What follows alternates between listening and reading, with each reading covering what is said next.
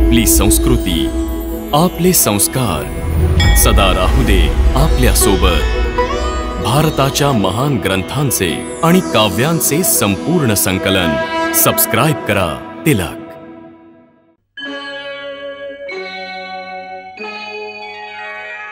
हे पार्था,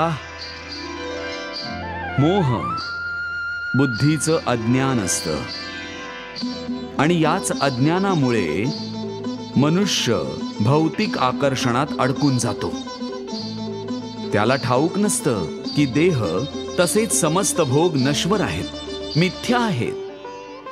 जेव्हा मनुष्याला सत्य आणि असत्य अथवा नित्य किंवा अनित्य यामधला फरक समजतो, तेव्हा तो निरासक्त होऊन जातो. त्याला कोणत्याही गोष्टीचं आकर्षणच उरत नाही. याचा दुसरा अर्थ आहे मोहाचा त्याग करणं. तसंच मोहाचा लोभ झाल्यानंतर मनुष्य कोणत्याही प्रकारे कोणत्याही वस्तूकडे आकर्षित होत नाही. हे पार्था, यथार्थ ज्ञानाची प्राप्ती झाल्यानंतर आपोआप मोह सुटून जातो. आत्मिक योग बलाची वृद्धी होते आणि योग बलामुळे मन स्थिर होतं.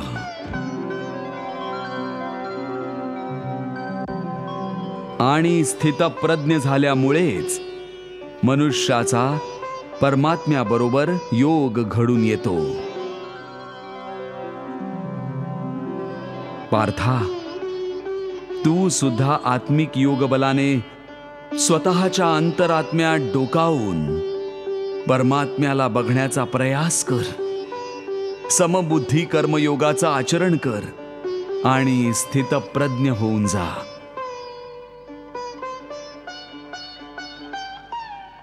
हे मधुसूदन, हे स्थितप्रज्ञ काय असतं?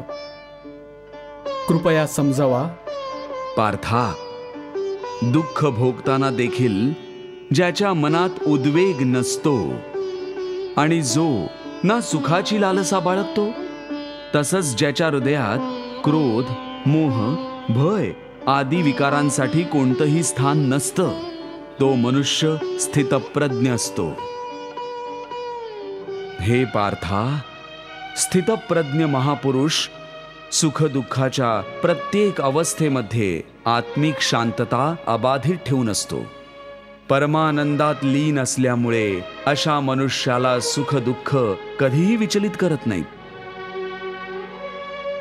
अशा स्थितप्रज्ञ मनुष्याचं मन त्या दिव्याप्रमाणे असतं, ज्याची ज्योत स्थिर असते, कधीही डोलत नाही.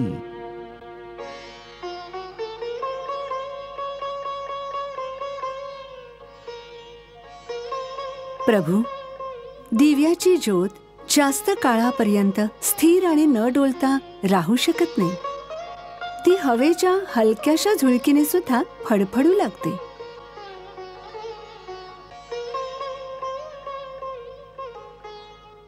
हो देवी पार्वती, प्रभू श्रीकृष्ण हेच तर समजावतायत की मनुष्याचं मन कामनांच्या वादळात ठेवलेल्या त्या दिव्यासारखंच असतं. कामनांची तीव्र वावटळ त्या दिव्याच्या वातीला स्थिर राहू देत नाही. प्रभू हा उपदेश देत आहेत की मनाला स्थिर ठेवण्यासाठी मनातील इच्छांना आवर घालायला हवा. जर इच्छांना आवर घातला नाही ना, तर एका इच्छेतून दुसरी, मग दुसरीतून तिसरी कामना जन्म घेत राहते आणि हे चक्र कधीही थांबत नाही.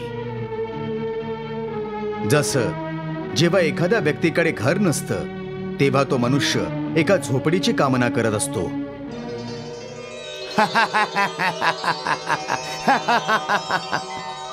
झोपडी मिळून जाते तेव्हा त्याहून मोठ्या घराची इच्छा करतो, मग त्याहून मोठं घर, आणि मग राजमहालाची अपेक्षा करू लागतो.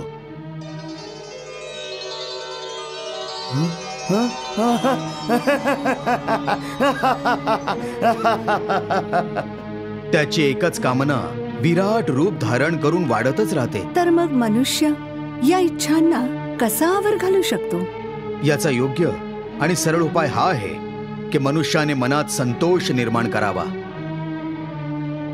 जिथे ज्या अवस्थेमध्ये ज्या क्षणाला त्याला समाधान मिळून जातं, तिथेच त्या क्षणाला प्राणी सुखी आणि शांत होऊन जाईल.